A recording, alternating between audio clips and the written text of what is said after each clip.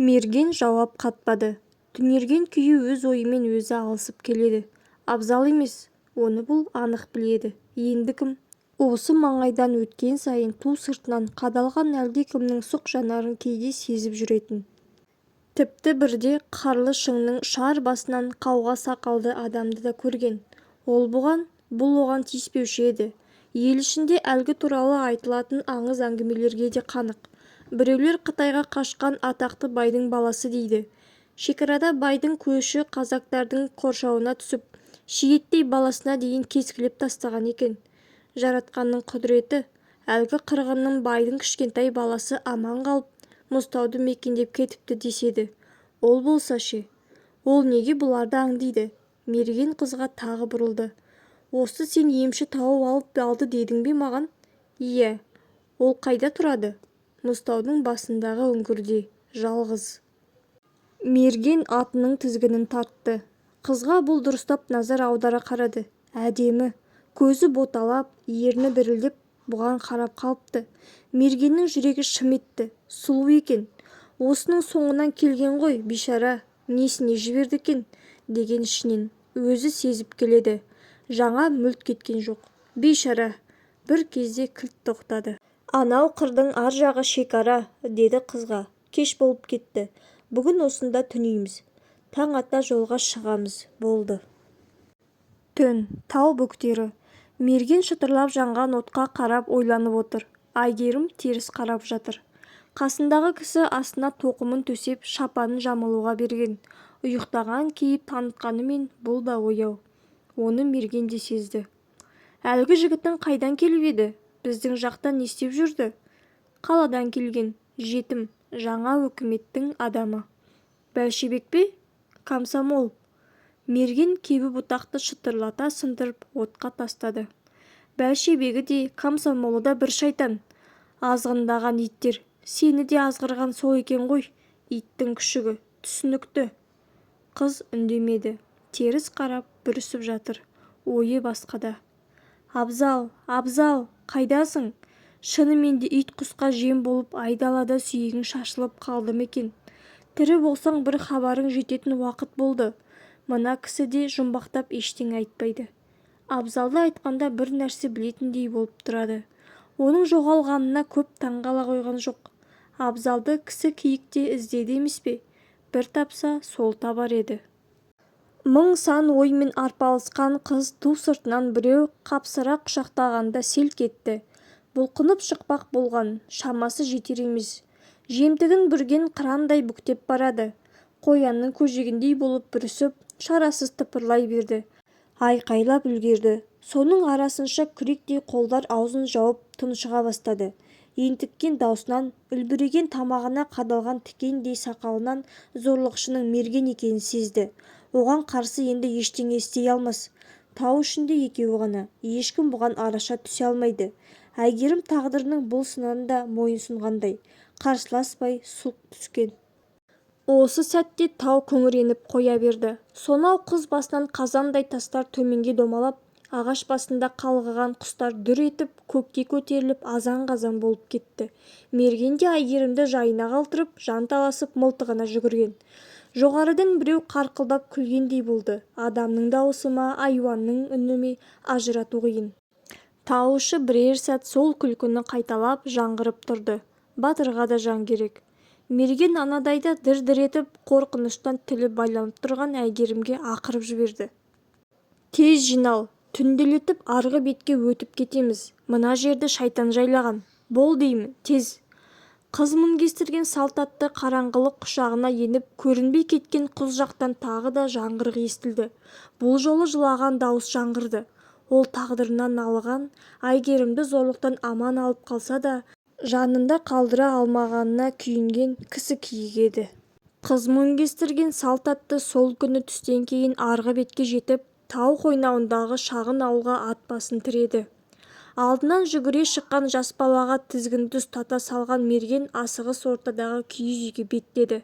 Абдырап қалған бала ат үстінде қалған Әйгерімге көзі түскенде тіпті састы.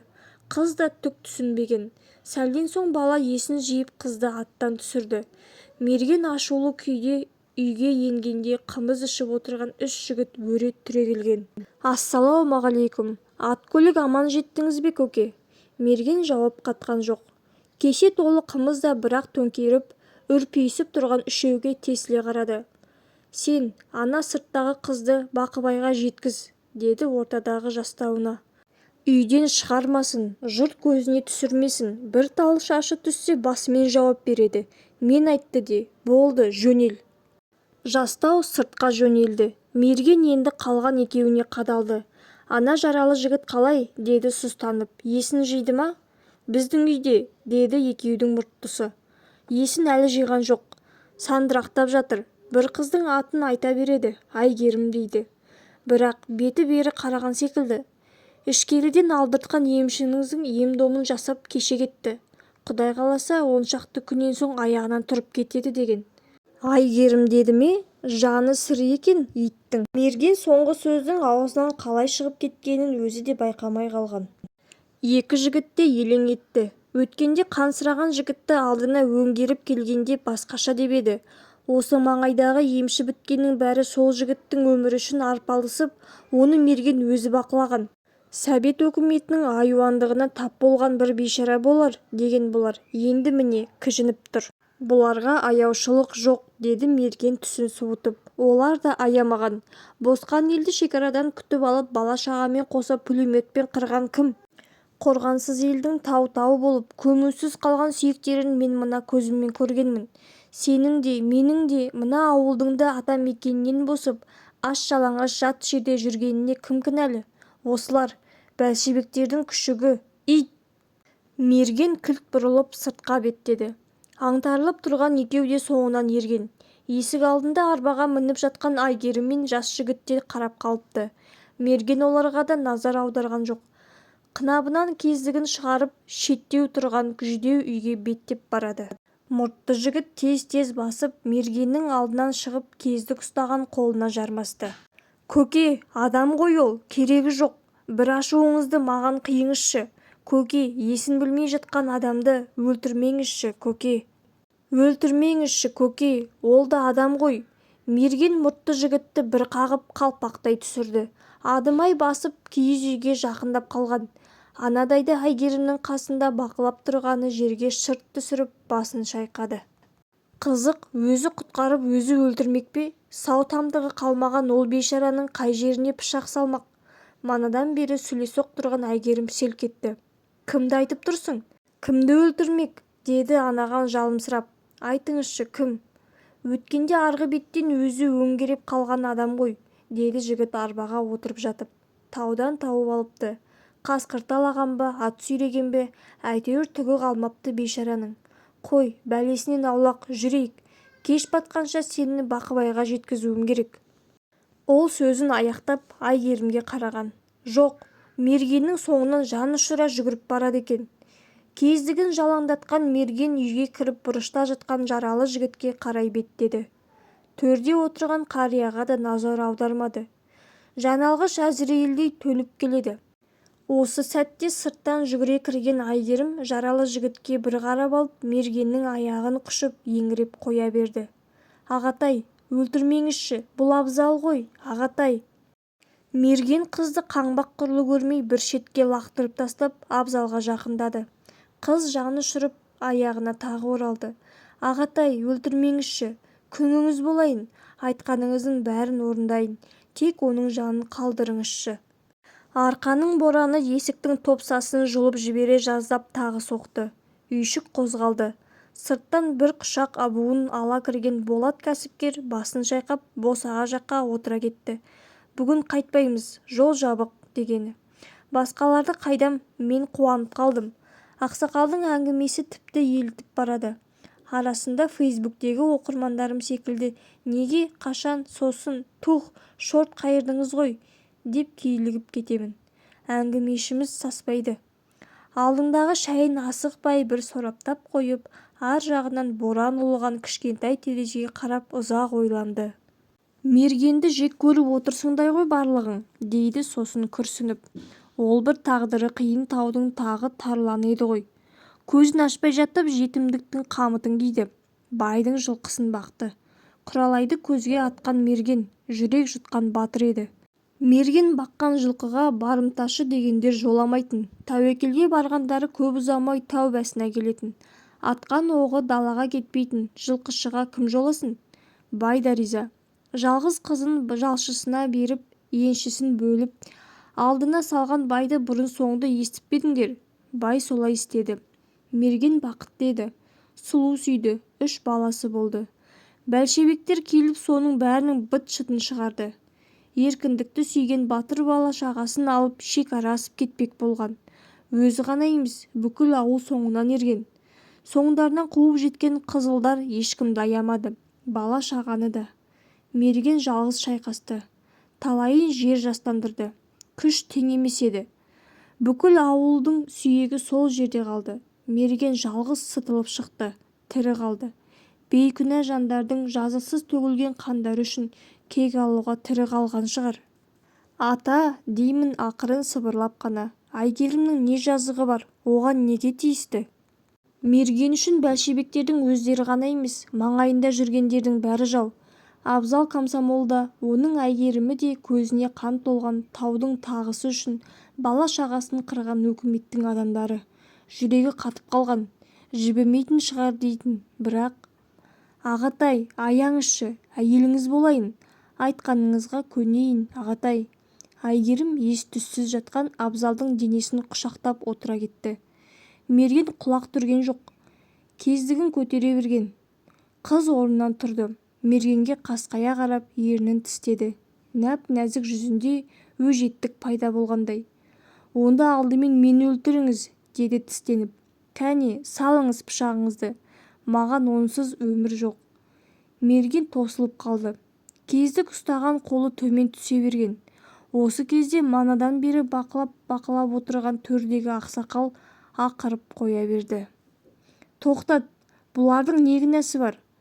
Мынау алай-дүлей заманның зауалын бір-бірімізге арта берсек кім болғанымыз?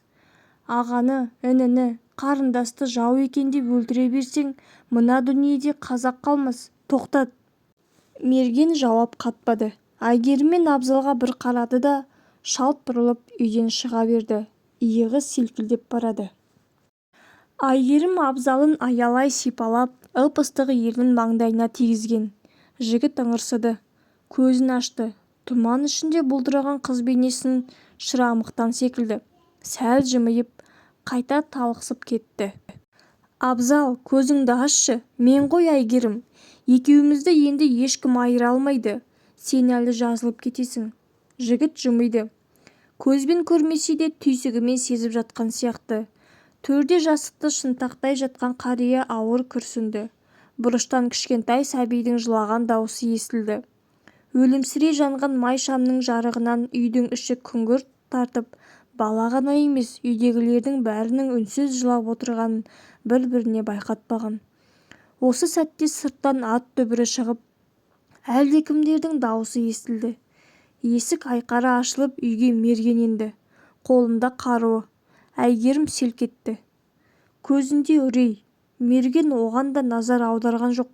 Қарияға қарата сөйледі. Кеңестен қашқан тағы бір көш келеді. Соңдарында қызылдар түсіпті. Шыңғыстаудың тобықтылары көрінеді. Мен жігіттеріммен қарсы алдарынан шығамын. Көшті өткізіп жіберіп, аналарды тоқтата тұрамын. Ауылды оятыңыз, ішкері жаққа жылжыңыздар. Мыналарды да ала кетіңіздер. Оларың мұнда келе қоймас балам. Бұл өзге мемлекеттің жері емес пе? Шекараны бәлшебектер ғана күзетіп жатқан жоқ па қария? Ойларына келгенін істеуде. Алда-жалда бері өте қалатындай болса, бірден осы ауылдың төбесінен түседі. Олар аямайды, қырып тастайды. Жиналыңыздар. Жақсы. Ауылды қазір оятамын. Таң ата жолға шығамыз. Мыналарды қайтсек екен? Бала жолға жарамайды. Әлі өзіне келген жоқ. Қария мен Мерген Әйгерімге қарады. Қыз орнынан тұрды.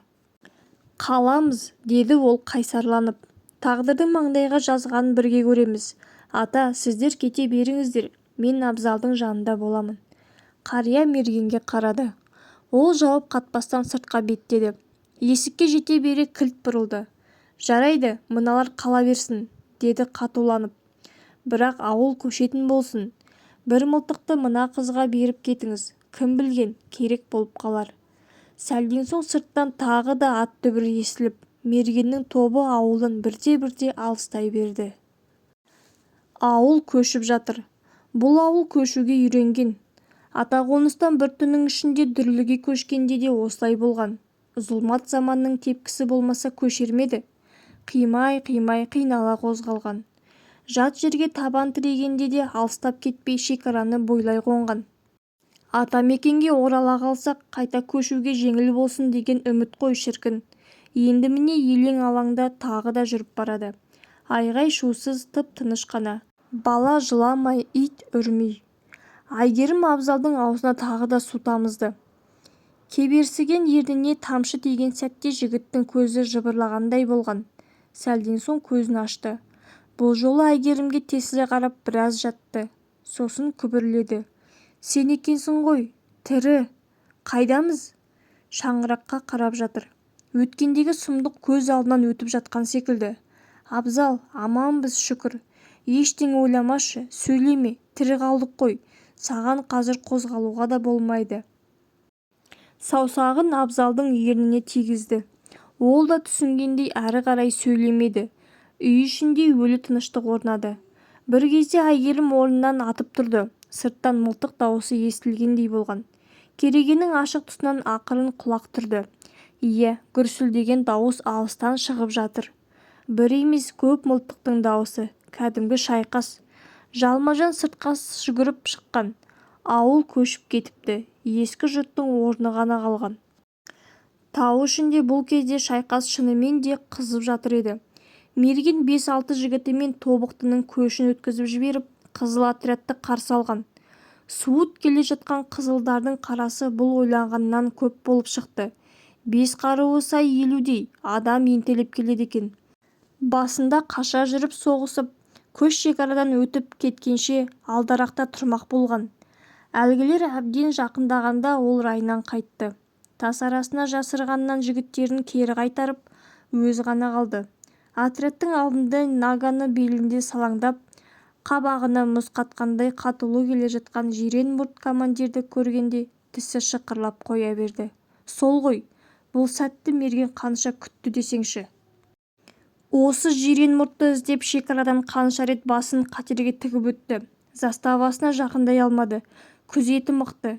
Мерген мылтығын оңтайлап жатып жазықсыз қырылған ауылын, әйел бала шағасын ойлады. Аранын ажалын шашқан аждаһа пулеметтен оқ жаудырған қанішерді ешқашан ұмытпақ емес. Осы жирен мұрт бейкүнә елді қырып шені өскен секілді, енді қол бастап келеді. Мерген асықпай көздеді. Жирен мұрт жақындап келеді. Мұндайда мүлт кетуге болмайды. Оқ жетер жерге келді-ау дегенде дәл жүрек тұстан тартып жіберді. Жирен мұрт атының басын құшып салбырады да қалды. Мерген анадайда қалқада тұрған атына ұмтылған. Үлгермеді. Командирлерінің оққа ұшқанын көріп азан-қазан болған қызылдар мұны да байқады. Аттардан түсе қалып оқ жаудырып жатыр. Атқа жету мүмкін емес. Тас-тастың астымен бойталасып шегініп барады. Бір кезде оң жағы иығы тыз етіп үйіп сала берген. Соңынан қанын сорғалатып кетіп барады. Енді байқады. Алдында құз, артында қызылдар. Көп ойланбады. Түпсіз шыңырауға бірақ секірді. Мұз құрсанған таудың құзды беткейінің табиғаты қызық. Төменде қоңыр салқын жаз. Жоғарылаған сайын жасыл желек жоғалып, тау қар жамылып шыға келеді. Одан биікте адам жүре алмас көк мұз жылтырап жатады. Мерген жанталасып алға ұмтылды. Кеңірдектен келген қардың құрсауынан тезірек құтылып ақ кеткісі келеді.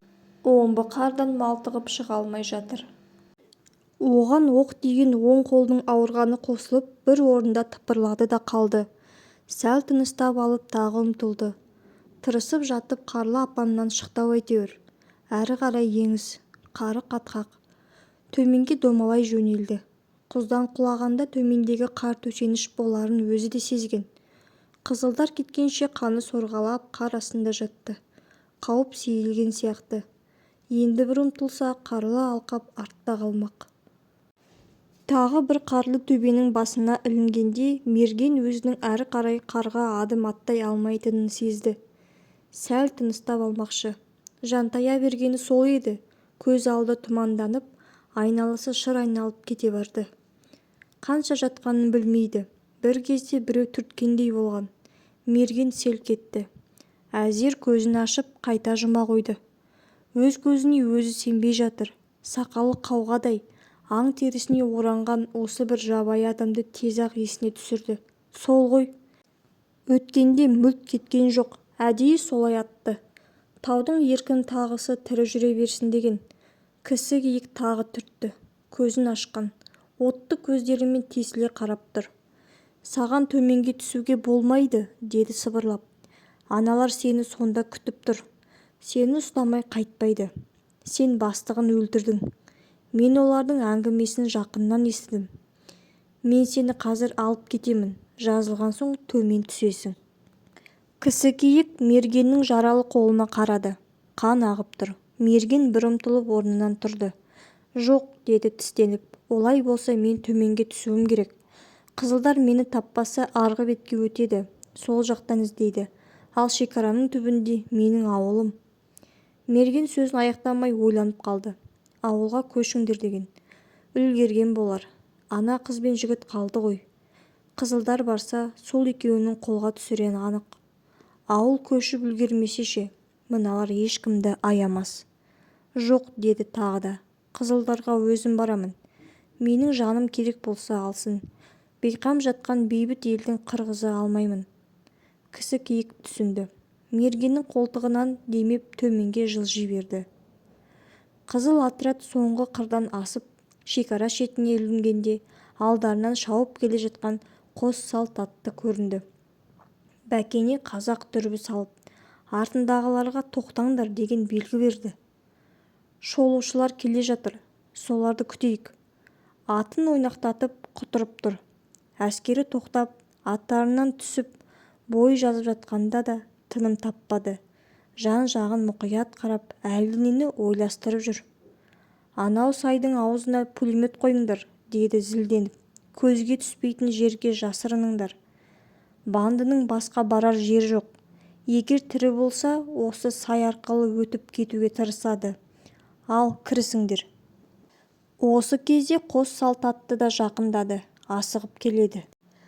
Маңайды шолып шықтық, деді олар келе сала. Шекараның арғы бетінде жаңа ғана көшкен ауылдың орны жатыр. Әріректе жұртта қалған жалғыз үй тұр. Ішінде біреулер бар сияқты. Бұйрық болмаған соң тексермедік. Тез кері қайттық. Жарайды, деді Бәкене қазақ.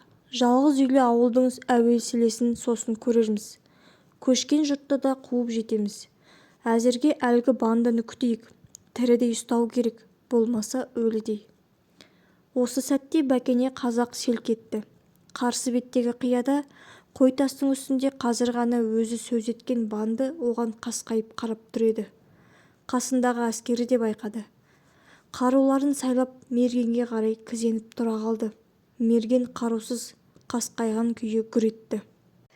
Ей, жандай шап, іздеген бандың мен болсам, міне алдыңда тұрмын. Ана сілімтік командиріңді өлтірген менмін. Әттең, құдіретім жетсе сенің де кеңірдегіңді жұлып алар едім. Бәкене қазақ байқап тұр. Мергеннің бір қолы салбыраған, оқ тиген. Қаруы да жоқ. Әскеріне бұрылды. Қоршаңдар мынаны, тірідей ұстаңдар, атпаңдар. Қызыл әскер ақырындап Мергенге жақындай берген. Осы кезде Мергеннің сау қолындағы кездік жарқ етті. Жоқ, мен тірідей берілмеймін. Өлсем жастығымды ала кетемін. Ол Бәкене қазаққа қарсы бір-екі аттады. Өңменен оттер отты көзімен тесіп жіберердей қарап келеді. Бәкене қазақ шыдамады, шегініп барып айқай салды. Атыңдар, аямаңдар. Гүрс, гүрс, тау жаңғырды. Мерген тізерлеп, сосын туған жерінің тасын құшақтап құлай берді. Абзалының маңдайына суық шүберек басып аялай қарап отырған Әйгерім осы сәтте селк етті. Гүрс-гүрс мылтық дауысы бұл жолы тым жақыннан естілді. Гүрс-гүрс мылтық дауысы басылып, Айнала тыныштала бастаған сәтте Әйгерім қайтадан Абзалдың жанына келіп отырды. Көзі ашық, бірдеңені сезгендей бұған қарап жатыр. Ерні қозғалып күбірлегендей болды. Қыз басын иіп құлағын жақындатқан. Тағы күбірледі. Бұл жолы анық естілді. «Маған қарайлама, тезірек кет» дейді. Әйгерімнің көзінен жас ыршып кетті. Абзалының маңдайынан сүйді. «Қайдағын айтпа», деді бұл да сыбырлап. «Мен сенсіз ешқайда кетпеймін. Әне, сөйлей бастадың. Ертең-ақ орныңнан тұрасың». Осы сәтте үй сыртынан бірдеңе сыбдыр етті. Қыз жалт қараған. Қарашаның үйі қай бір бүтін болсын, шұрық тесік. Сол тесіктің бірінен өзіне біреу тесіле қарап тұр. Қыз мылтыққа жүгірді. Кезене беріп селк етті. Кісі киік. Оның отты көздерін шатастыру мүмкін емес. Әйгерім дірілдеп отыра кетті. Кісі киік көп сөйлемеді. Бар айтқаны, тезірек кетіңдер. Қызылдар келіп қалды. Болды, Абзалды сыртқа өзі көтеріп алып шықты. Сәлден соң көшерде қария қалдырып кеткен ат арбаға мінген Әйгерім мен Абзал түн қараңғылығына сіңіп жоқ болды. Олар кеткенше қарап тұрған кісі киік асығыс кері қайтты. Қызыл отряд бұл кезде әлі мергенді өлтірген жердеді. Бәкене қазақ таңға дейін осында тыныстап алуды ұйғарған. Таң сыз бере көштің соңынан түспек. Жан-жаққа күзет қойып, басқа әскерімен бірге өзі де тоқымын төсеніп, шинеліп жатқан ұйқыға кеткен. Түн ортасы, ауа тынысы тарылып, тұншығып жатып оянып кеткен. Әлдекімнің темірдей қатты қолы кеңірдегін қысып, қылғындырып әкетіп барады екен. Айғайлағысы келген, үні шықпады. Біраз бұлқынып, сосын көзі шарасынан шығып, былқ-сылқ етті де қалды. Әлгі әлеуетті қолдың иесі Жандайшбайдың өлі денесін итеріп тастап, ақырын жылыстай берді. Ол кісі киік еді. Таң ата командирлерінің өлген көрген қызылдар у-шу болды да қалды. Тас түбінде шөппен бүркей салған мергеннің мүрдесі де ұшты-күйлі жоқ.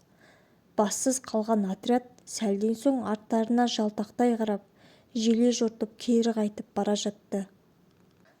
Тау қойнауында тасаға жайғасқан босқындар ауылының шетіне ауру жігіт, ару қыз мінген арба жеткенде үлкен-кіші демей алдарынан шыққан. Көздерінде үрей. Мергенсіз, өздері ғана келе жатқан екеудің жүрісен жұрт секемденіп тұрғандай. Атпен шауып алдымен жеткен мергеннің жігіттерінің сұрағына да осы болды. «Мерген қайда? Қызылдардан қалай құтылдыңдар? Сендерге неге тимеген? Іздеріңмен келе жатқан шығар». Аттарымен арбаны ары-бері ойқастап, айналып жүріп сұрақты жаудырып жатыр. Өздері өте ашулы. Әйгерім мылтығын ақырын ғана сипап қойып, үнсіз келеді. Мергеннің мерт болғанын кісі киік айтқан. Өз көзімен көрген. Мергеннің кім үшін мерт болғанын да сезеді.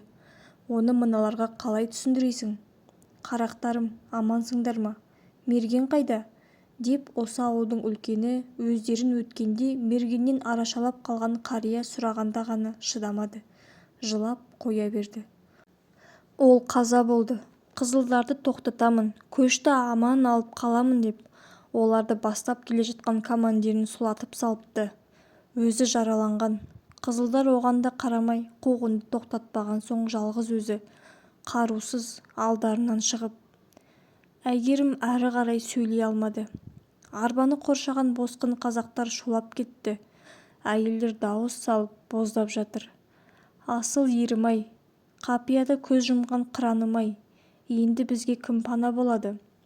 Осы кезде мергеннің серіктерінің бірі жұлқынып шығып, арбада жатқан Абзалға тап берді. «Мына сүмелектің кесірінен мерт болды батыр. Бұл комсомолды тірі қалдырмаймын. Қанға қан». Әйгерім бірден мылтығына жармасты. «Жақындама», деді сұрланып.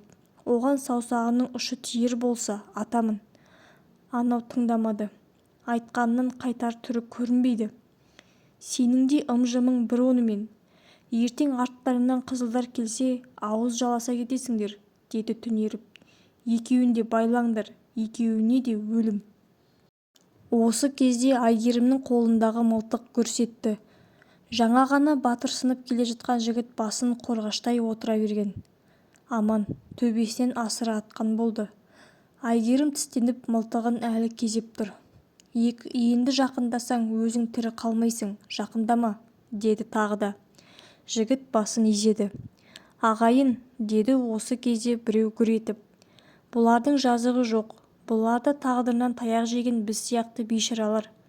Мен Бақыбаймын. Мерген соңғы сапарына менің үйімнен аттанды. Өлерін сезген болар. Осы екеуін аманаттап кетіп еді. Бұларды адамдар айырғысы келген, бірақ Алла тағала аман алып қалды. Екеуіне тиіспеңдер, дегенді айтқан сол мерген еді. Мерген бұл екеуін ғана емес, осы тұрған бәрімізді де аман алып қалу үшін өзін өлімге қиды. Аманатқа қиянат жасамайық, тиіспеңдер. Жұрт жым-жырт болып тыныштала қалды. Үлкендер үнсіз егіліп тұр. Әйгерім мылтығын тастай салып Абзалының басын сүйеді. Ол да көзін ашып жан-жағына қараған. Манадан бәрін естіп жатқан секілді. Қорықпаңдар, деді қария екеуіне жақын келіп. Абзал есін жинаса ел болып екеуіңді бөлек шығарамыз. Алдарыңа мал салып бастарыңа үй береміз. Әлақ естеріңді жинап адам болып кетесіңдер. Әйгерім Абзалын бауырына басып егіліп жылап отыр. Шынымен бәрі артта қалғаны ма? Енді екеуінің махаббатына ешкім кедергі болмай ма? О жаратқан, енді бізді бұлай сынай көрмеші. Осы кезде ат дүбірі естіліп, алыстан шаң көрінді. Жалғыз адам қолын бұлғап, шауып келеді. Бірдеңе деп айқайлайды. Жақындай бере анық естілді. Жиналыңдар, қуғыншылар келіп қалды, тезірек. Сыртта боран басылып, айнала тыныштала қалды. Әңгіме айтып отырған ақсақалымыз да үнсіз отыр. Ең қызық жеріне келгенде. Мұндайда бірдеңе деуде ыңғайсыз. Өз ойыммен өзім арпалысып мен отырмын. Қап, әлгі екеуінің ендігі тағдыры не болмақ? Атамекеннің сайынған сайғақ құрлы пана таппай босқан елші қуғыншылардан құтылды ма? Ақсақал ауыр күрсінді. Менің ойымның үстінен дөп түскендей әңгімесін әрі жалғастырды. Бұл жолы бекер дүрлігіпті. Келе жатқан қызылдар емес, арқадан ауған қазақтардың көші екен. Бәрібір шекара түбінде ұзаққа қалуға болмайтын түсінген жұрт тез жиналып, солармен бірге Алтайдың ар жағына қарай тереңдеп көшіп кете барды. Қария уәдесінде тұрды. Абзал мен Әйгерімнің некесі қиылып бөлек шаңырақ көтерді. Бар қиындық артта қалғандай болды. Үйлерінің іші баланың күлкісіне толып, қораларына мал бітті. Бұл дүниеде екеуінен бақытты адам жоқ секілді. Тек анда-санда Сауыр таудың баурайында қалған ауыл еске түсетін. Өздерін өлімге қиған сол ауылды бәрібір қатты сағынатын. Әсіресе Әйгерім. Ол кеткенде әкесі де, анасы да тірі еді. Енді елді көрмейтін шығармыз деген. 1959 жылдың жазы. Абзал мен Әйгерім бұл кезде елуді еңсеріп қалған. Ұлдары жігіт болып, қыздары бойжеткен шақ. Ауылға бір қуанышты хабар жетті. Совет одағымен арадағы шекара ашылыпты. Екі мемлекет қазақтардың ата мекеніне қайтуына келісімге келіпті. Қалың жұрт шекараға қарай ағылып жатыр екен. Хабаршылар осылай деді. Ел қайта дүрлікті. Абзалдың елге оралғысы келмеді. Әйгерімнің жұрттан қалғысы жоқ. Не көрсек те елмен бірге көрерміз. Қазақтың даласы кең ғой, бірдеңесі болар. Бізді ендігі ұмытып кеткен шығар. Заман түзелді деп жатыр, қайтайық, деді. Абзал көнді. Бала шағасын алып көшкен елдің соңынан ерді. Алды атамекен, соңында өзіне пана болған жат жұрт. Көңілінде бір үміт, бір күдік. Қалай болар екен? Екеуі елге оралды. Құшақ жайып қарсы алған ешкім болған жоқ. Заман өзгерген, бірен-саран көз көргендер сонау жылы болған сұмдық оқиғаны естеріне түсіріп, Абзал мен Әйгерімді таныса да дабыра қылғанды жөн көрмеді. Басқаларға тіс жармады. Әке-шеше әлдеқашан о дүниелік болыпты. Жақын туыстар да жоқ. Бірі аштық құрбаны болса, бірі 37-де атылған. Қалғандарын соғыс жалмаған. Бұлар да қазбалап ешкімді мазаламады. Көңілде әлі сол қорқыныш. ел қатарлы тірліктерін істеп жүре берген. Сондай күндердің бірінде Әйгерімді естен тандырған бір оқиға болды. Абзалды жұмысқа шығарып салып үйге кіре берген сол еді, көрші әйел қақпадан ентелей енді. Өзін көп ұната бермейтін, аузы жеңіл, өсегі көп адам. Ойбай, сен естідің бе? Ана алқаш Асанбектің тілі байланып тұтығып қалыпты, дейді асыға сөйлеп. Қазір ғана ауданға алып кетті. Арақтың кесірі шығар, деді бұл самарқау ғана. Жоқ, бір сұмдық жағдай болыпты, деді әлгі әйел үстемелеп. Асланбек достарымен аңға барыпты. Жол-жөнекей өздері ішкен көрінеді. Содан Мұзтаудың етегінде көздеріне марал түсіп, жоқ лағы ғой деймін. Әйтеуір бұлар оны атып алмақ болады. Достары Асанбекті құздың түбіне қалдырып, аңды соған қарай айдайды.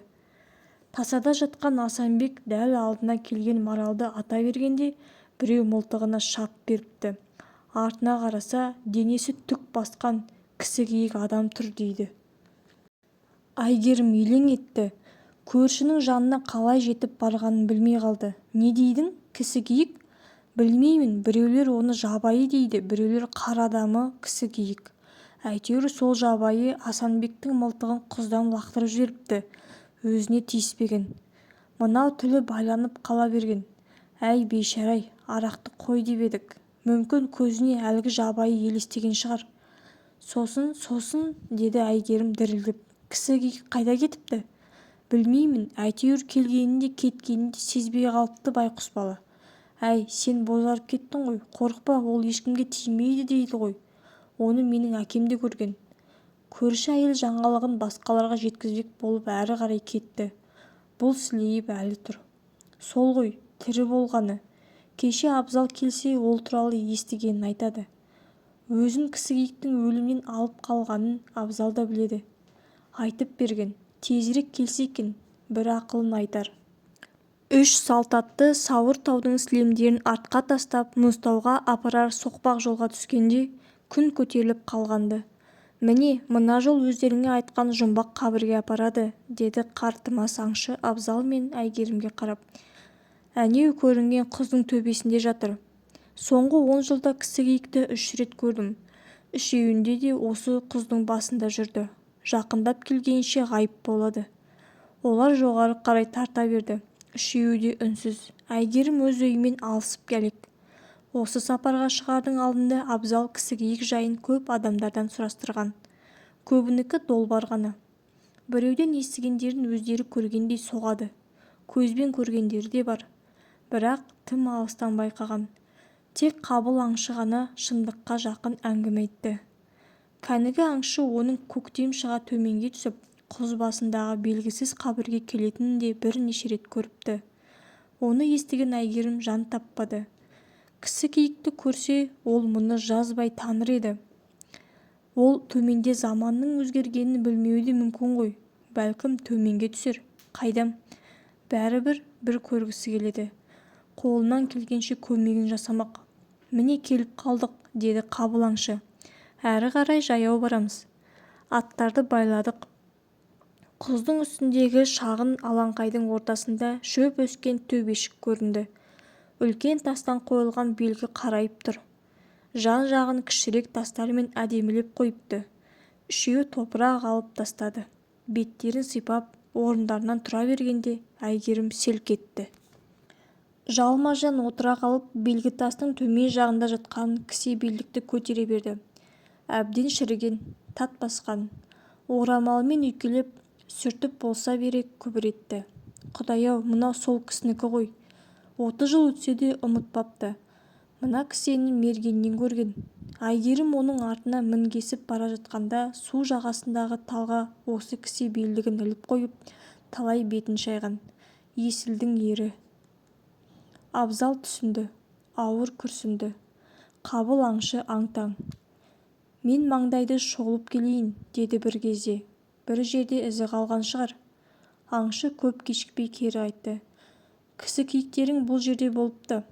Және кешелі бері болған сыңайлы. Тіпті қазір де бізді көріп отырған шығар. Айттым ғой, бұлардың бос әурешілік. Ол адамдарға жоламайды. Сол үшін де ол кісі киік. осылай деп жан-жағына үрейлене қарады. Ешкім көрінбейді. Мүлгіген тыныштық. «Қой, қайтайық», деді аңшы сосын. «Бұл жерде түнге қалуға болмайды. Қаласаңдар тағы келеміз». Екеуі үнсіз келісті. Аңшының соңынан кетіп барады. Артына қарағыштап бара жатқан Әйгерім бір кезде кілт тоқтады. Анадайда ағаш арасынан кісіге қарап тұр екен. Сол баяғы отты көздері қартайған секілді. Таныды. Қолын бұлғады. Сосын көрінбей кетті. Әйгерім серіктеріне қараған. Ол ештеңе байқамады. Самбырлап әңгіме айтып барады. Біраз жүрген соң тағы да артына қараған. Кісі киік енді құздың ұшар басынан бұларға қарап тұр екен. Төменге түсіп аттарына мінген үшеуі ауылға қайтып барады. Жол-жөнекей әлдебір белгі тастың басына жиналған жұртты көрді. Гүл қойып, құрмет көрсетіп жатыр. 30-шы жылдары бандының қолынан қаза тапқан шекарашы командирдің ескерткіші ғой, деді Қабыл аңшы. Жылда осы уақытта жиын өтеді. Шекарашылар батырларын еске алады. Әйгерім құз жаққа қараған. Мергеннің белгітасы көзіне түспеді. Көзінен мөлт-мөлт етіп тамған жасты қасындағыларға көрсетпей, қыстығып жылап келеді. Ақсақал тағы үнсіз қалды. Әңгімесі аяқталған сияқты. Анау ескерткіш қанқұйлы жирен мұртқа орнатылғанын анамыз білді әрине. Өмірден өтерінде бізге қалдырған соңғы аманаты да қызылдардың қолынан жазықсыз қырылған халыққа, оның мергендей батыр ұлдарына ескерткіш орнату еді. Тәуелсіздік алған соң біз ел болып оны орнаттық. Қазір қызыл шекарашының ескерткішіне сес көрсетіп, қызыл қырғын құрбандарының да ескерткіші тұр. Бәсе, бұл кісі Абзал мен Әйгерімнің баласы екен ғой. Тағы да көп нәрсе сұрағым келген. Сұрай алмадым. Сосын бір реті келер.